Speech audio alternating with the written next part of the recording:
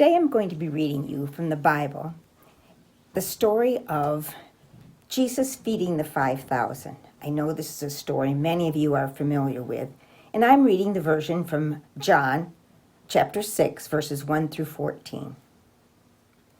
After this, Jesus went away to the other side of the Sea of Galilee, which is the Sea of Tiberias, and a large crowd was following him because they saw the signs that he was doing on the sick. Jesus went up on the mountain, and there he sat down with his disciples. Now the Passover, the feast of the Jews, was at hand. Lifting up his eyes then, and seeing that a large crowd was coming toward him, Jesus said to Philip, "Where are we to buy bread, so that these people may eat?" He said this to test him, for he himself knew what he would do. Philip answered him, 200 denarii worth of bread would not be enough for each of them to get a little. One of his disciples, Andrew, Simon Peter's brother, said to him, "There is a boy here who has 5 barley loaves and 2 fish, but what are they for so many?" Jesus said, "Have the people sit down." Now there was much grass in the place, so the men sat down, about 5,000 in number. Jesus then took the loaves, and when he had given thanks, he distributed them to those who were seated. So also the fish, as much as they wanted. And when they had eaten their fill, he told his disciples, "Gather up the leftover fragments, that nothing may be lost." So they gathered them up and filled 12 baskets with fragments from the 5 barley loaves left by those who had eaten. When the people saw the sign that he had done, they said, "This is indeed the prophet who is to come into the world." As I said, this is a familiar story to many. Even people who aren't biblical, as it were, don't study the Bible, have heard about this story. It's a very famous story. I have probably read this story in the Bible, this particular passage in John, dozens, if not 100 times. But this time, the last time I read it, something jumped out at me that maybe you noticed, but I did not. We were studying this in Water from the Well, which is a Bible discussion group here at Firebird Spirit. And this came up, and I was like, I've never heard of this before. It was almost a little secret message that Jesus put into this story that was meant for us today. Let's look at the story. Let's really think about what was happening here. So Jesus was speaking, and as usual, when people heard he was speaking, they were coming from all over, and they were all gathering on the side of this mountain, and they had been there all day.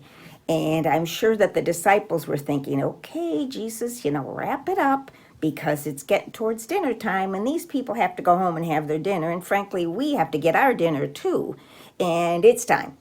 And Jesus kept talking because that's what Jesus liked to do. So they're getting a little bit worried, and then Jesus looks out at the crowd and says, "We need to feed these people." They're like, "Oh, yeah? Well, Jesus, we have like this much money. We cannot begin to feed all of the people that are here." And he's like, "Well, yeah, we're going to feed everybody. Just let's feed them." And so one of the disciples says, "Well, there is a boy here who has 5 loaves of bread and a couple of fish." Did you ever think about this boy? I always wondered in this story, who is this kid? Where did he come from? What's he doing there? Supposedly all by himself, because it didn't say his parents offered the food. He possibly overheard them saying that they needed some food. And he's going, "Well, I got 5 loaves of bread and 2 fish. I'll give you that." Where did he come from? Who is he? Let's have some fun with this. I love to give people backstories, especially people in the Bible that they don't say too much about. I would guess he's probably about 12 years old, especially if he's there on his own. Back in the time, 12-year-old was considered an age of maturity for boys. They were kind of considered adults and took on responsibilities. So he was there by himself. So probably about 12. They don't give him a name. Let's call him Levi. My favorite pro hockey goalie is named Levi, so we're going to call him Levi. So I'm picturing that Levi is home in his house, hanging out in his room. He's a 12-year-old kid, hanging out like they always do. And his parents go, "Levi, here's some denarii. Go to the market, get 5 loaves of bread and a couple of fish for dinner tonight, then bring it back here." Levi, being a good little Jewish boy, said, "Sure, I'll do it." He also was probably bored to tears and just wanted something to do. So Levi trots off to the market, which he obviously was very familiar with. He gets the 5 loaves of bread, he gets the 2 fish, starts on back home. Then Levi notices a commotion. Hey, what's going on? What are all these people doing? Something's happening. Nothing ever happens in this dusty old town. I gotta check this out. So Levi, forgetting completely that he's supposed to be bringing that food home to his family, decides he's gonna follow up on the mountain and see what's going on. So he goes up to the mountain and sees all the people, and this is pretty exciting. And possibly, I like to think, he sat there and he listened to Jesus, and the message got through.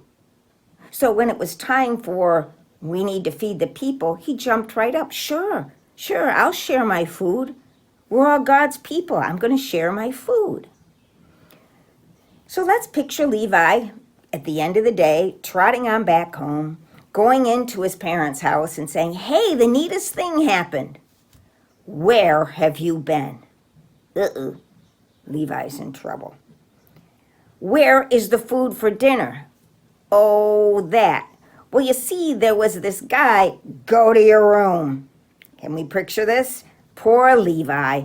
He's just trying to serve the Lord, go to your room. And I see Levi stomping off to his room, muttering under his breath, boy, nobody ever listens to me. It's not fair.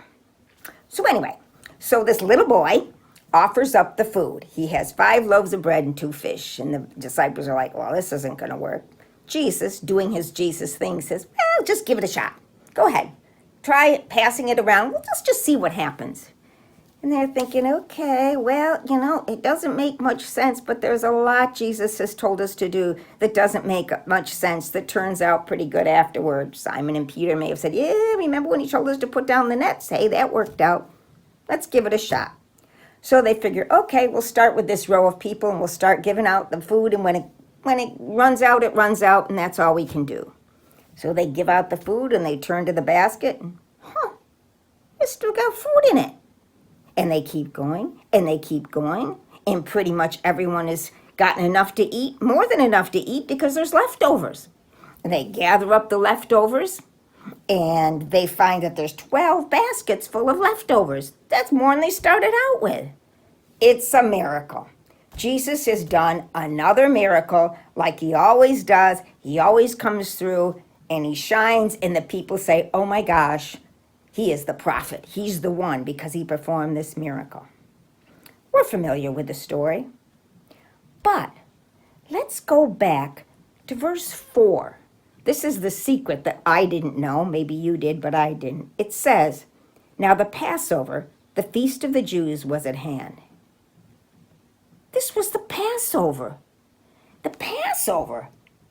That's a big deal in Jewish religion. The Jewish people have been celebrating the Passover since Moses' time. It commemorates an event in the Jewish history. I'm not going to go into the story here because that's for another time. But if you're Jewish, or if you know the Old Testament, the stories of Moses, you know what the Passover is.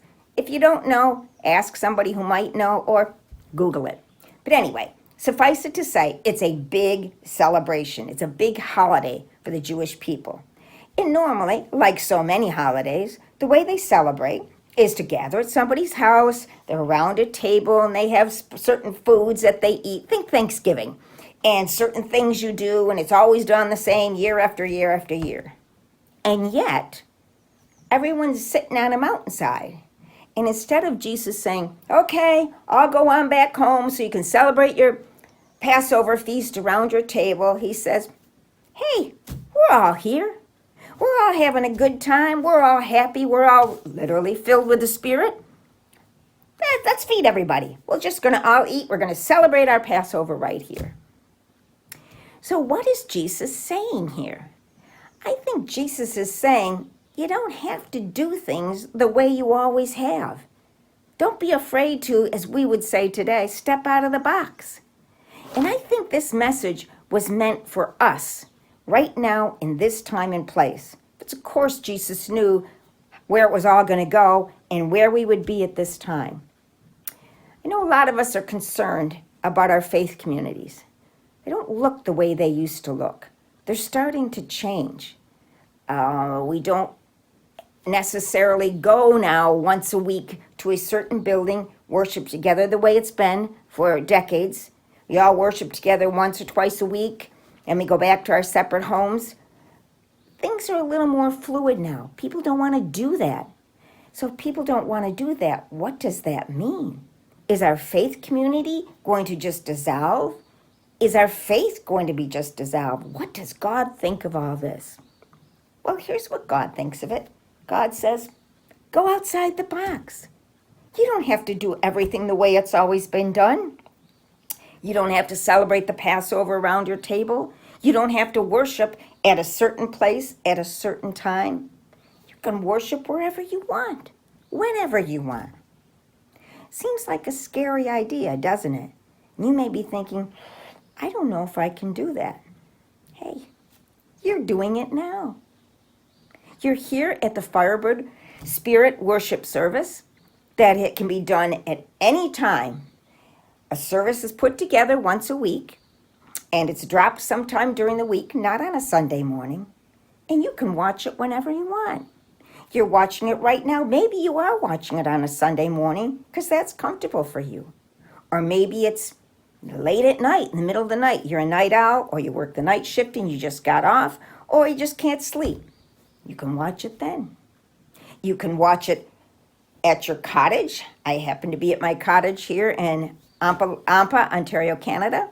You can watch it at work on a break. Please don't use work time for your own personal time. You can watch it sitting out on your deck with a glass of wine. You think God is going to worry about that you're not sitting in a pew somewhere in a sanctuary? Of course not. Jesus told us, hey, we're all together. We can all worship however we want. So don't be scared. Don't be thinking about, I have to do certain things.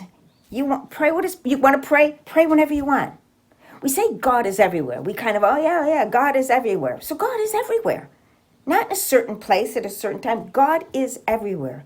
God is right there where you can reach out and worship whenever you want. You can talk to whenever you want. It's all up to you to do that.